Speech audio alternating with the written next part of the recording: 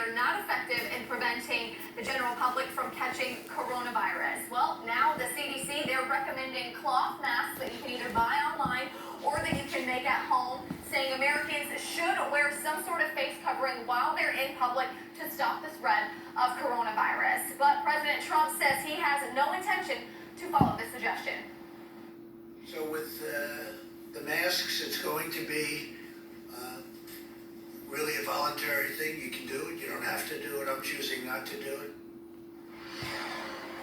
Now, again, the bottom line when it comes to this new recommendation from the CDC, this is not like an end-all, be-all. If you do wear the mask, you still need to practice the guidelines that are already in place, which, again, is maintaining that social distance, washing your hands, and then, of course, staying at home as much as possible. Evan, back over to you. Megan Gannon live for us in downtown Tampa. Thank you, Megan. In Pinellas County, law enforcement is cracking down on social distancing. Anyone not following guidelines could be arrested. Deputies and city police have a strict warning. Use social distancing and stay in groups of 10 or less.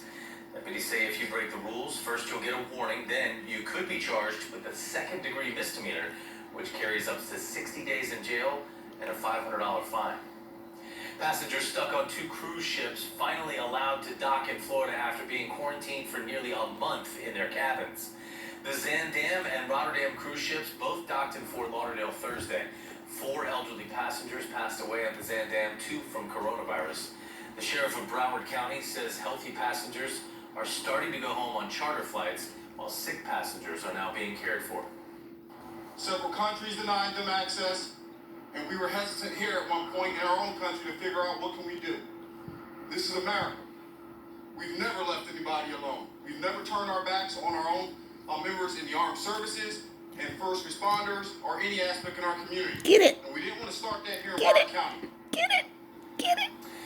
Officials say some passengers are still on the ships. They're expected to get off sometime today.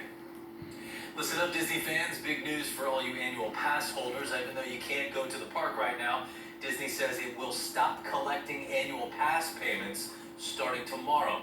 It'll also be refunding payments already collected since March 14th.